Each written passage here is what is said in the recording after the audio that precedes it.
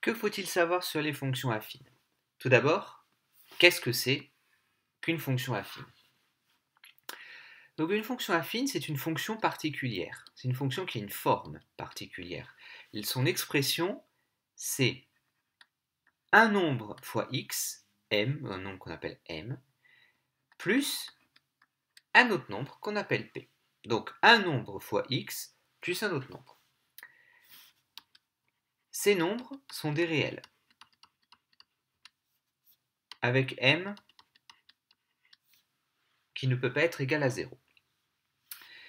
Le nombre m, c'est-à-dire celui qui est devant le x, s'appelle le coefficient directeur de la fonction.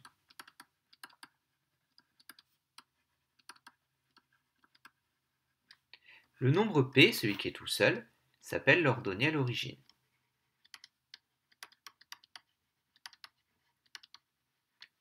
Alors pourquoi ces noms-là? Parce qu'en fait, une fonction affine, si on la représente dans le plan, dans un repère,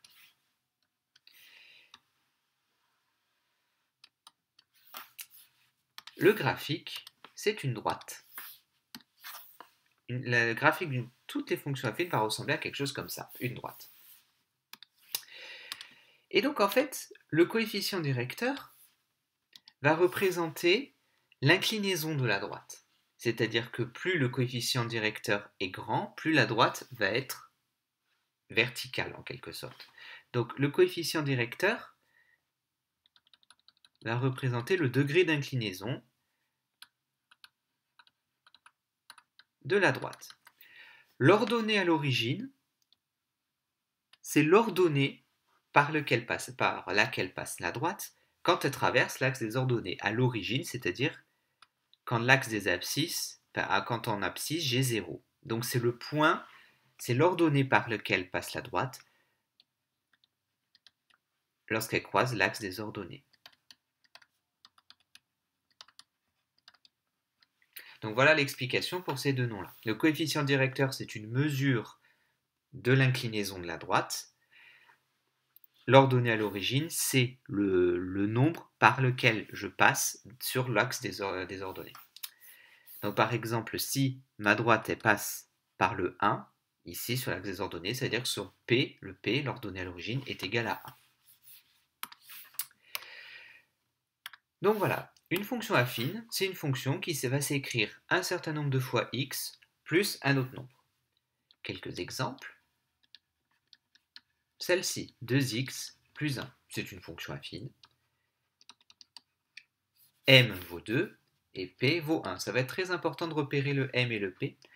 Donc le M, c'est ce qu'il y a devant le X, le P, c'est ce qui est tout seul.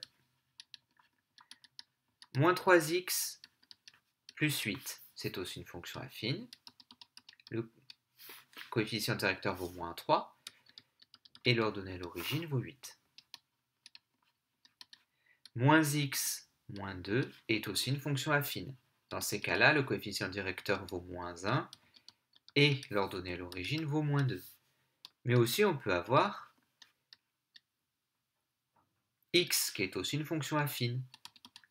Dans ces cas-là, le coefficient directeur, ce qui est devant le x, c'est un 1. Donc quand il n'y a pas de nombre décrit, c'est que c'est un 1 ou un moins 1 s'il y a un moins. Et p, comme j'ai rien du tout, ça vaut 0. Moins 5x est aussi une fonction affine. Le coefficient directeur vaut moins 5 et l'ordonnée à l'origine vaut 0. Donc une fonction affine, c'est un nombre fois x plus un autre nombre qui peut éventuellement être égal à 0.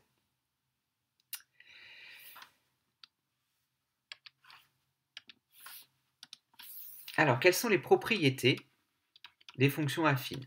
Les propriétés à savoir. Bon, déjà, première chose que l'on a déjà dit, c'est que la représentation graphique, alors j'ai oublié un R, on va effacer, on va réécrire ça comme il faut. Donc la représentation graphique des fonctions affines, c'est toujours une droite.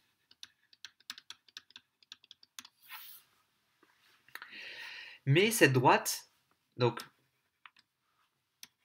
elle peut être croissante ou décroissante. Ici, dans cet exemple-là, elle est croissante. Décroissante, elle serait dans l'autre sens. Donc les variations d'une fonction affine, il se trouve qu'elles ne dépendent que d'une seule chose,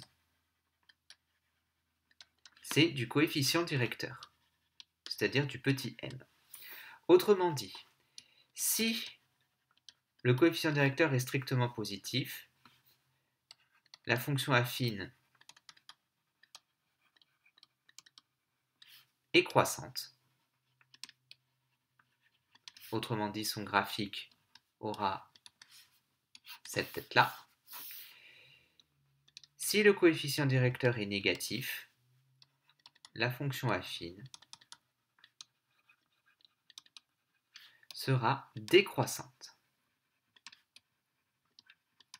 Autrement dit, son graphique aura cette tête-là.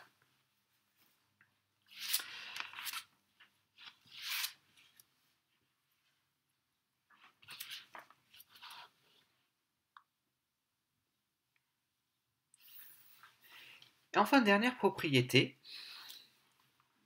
c'est que si je prends U et V deux réels différents, n'importe lesquels, et si f est affine, alors, si je fais l'image de U moins l'image de V divisé par U moins V, c'est-à-dire la soustraction des images divisée par la soustraction des antécédents dans le même ordre, eh bien peu importe les nombres U et V que je prends, le résultat de ce calcul sera toujours le même. Il sera toujours égal au coefficient directeur. Peu importe les nombres U et V que je prends. Et du coup, je peux en déduire l'ordonnée à l'origine. Si je fais f de U moins le coefficient directeur fois U, ou bien f de V moins le coefficient directeur fois V, je vais tomber sur l'ordonnée à l'origine. Alors, à quoi vont servir ces deux formules? Elles sont très importantes dans les applications. C'est-à-dire que ces deux formules vont nous servir à trouver des expressions de fonctions affines connaissant uniquement deux images. Alors, on va se faire un petit exemple.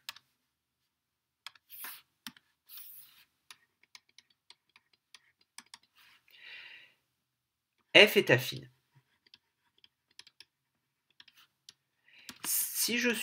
Par exemple, si je sais que f de 1 égale 2 et f de 2 égale 5, que vaut f de 8? Et même j'aurais pu prendre f de n'importe quoi d'autre, puisqu'en fait on va calculer l'expression de ma fonction affine. Donc l'expression de la fonction affine, c'est mx plus p. Et donc le but du jeu pour trouver l'expression de la fonction, c'est calculer m et calculer p. Pour calculer m et p, on va se servir de ces deux formules-là. Donc d'abord, je calcule m. Pour calculer m, je vais prendre la soustraction des images. Alors j'ai f de 1 et f de 2, donc je vais faire f de 2 moins f de 1, mettons, divisé par la soustraction des antécédents dans le même ordre. F de 2 moins f de 1, et bien en bas je dois avoir 2 moins 1. J'aurais pu prendre f de 1 moins f de 2, mais en bas j'aurais eu 1 moins 2. Alors f de 2, on a dit qu'il valait 5. F de 1, on a dit qu'il valait 2. 2 moins 1, donc ça nous donne 5 moins 2, 3. Sur 2 moins 1, 1. 3. Donc autrement dit, m égale 3. Maintenant que j'ai m, je peux trouver p. Pour trouver p, je prends une des deux égalités qu'on me donne. Alors mettons la première. Je vais faire f de 1 moins 3 fois 1. Donc, c'est-à-dire que le nombre qui est là et le nombre qui est là, ça doit être le même. F de 1, on a dit que c'était égal à 2. 3 fois 1, 3. 2 moins 3, moins 1.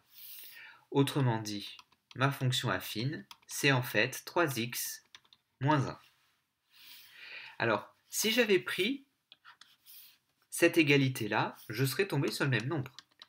f de 2 moins 3 fois 2, encore une fois, les deux nombres ici, ça doit être les mêmes, et là, je dois avoir le coefficient directeur que j'ai calculé, ce qui nous donne donc f de 2, 5, 3 fois 2, 6, 5 moins 6, moins 1. J'ai bien le même résultat. Donc, maintenant que je sais que f de x égale 3x moins 1, ben, je peux calculer f de 8 en remplaçant x par 8. Donc, f de x, 3x moins 1, f de 8, 3 fois 8, moins 1. Donc, ce qui nous donne 24 moins 1, 23. Donc, il va être important dans un premier temps de connaître les variations des fonctions affines et calculer coefficient directeur et ordonnée à l'origine connaissant deux images. On va se faire un autre exemple. Donc, f est toujours affine. Et on va se donner f de 1 qui est égal à moins 2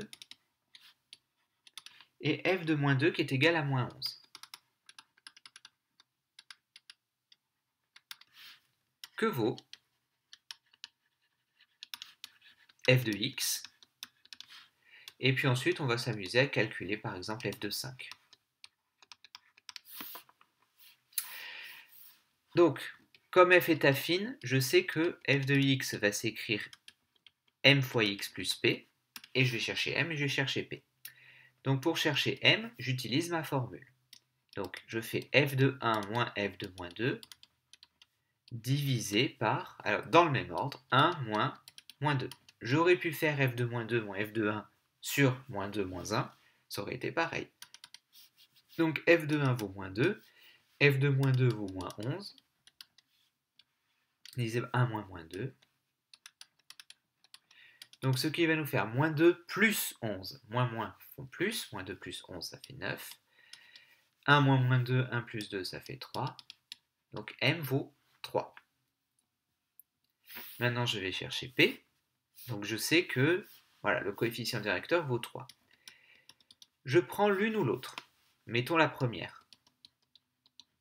f de 1 moins 3 fois 1. Donc ça fait moins 2 moins 3 fois 1. Donc moins 2 moins 3 moins 5. Donc ma fonction affine, c'est 3x moins 5. Je remplace le m et je remplace le p. On va refaire le calcul avec l'autre pour bien se rendre compte qu'on trouve la même chose. C'est pas la peine de le faire avec l'autre. C'est juste pour bien se rendre compte. Donc f de moins 2 moins 3 fois 2. Ce qui nous donne moins 11. Moins 3 fois moins 2, 6. Moins 11 plus 6. Je retrouve bien moins 5. Et donc du coup, f de 5, ben, je prends ça et je remplace x par 5. 3 fois 5 moins 5, ça fait 15 moins 5. Ça fait 10. Donc dans un premier temps, les fonctions affines, il va falloir connaître les propriétés que l'on a vues ici.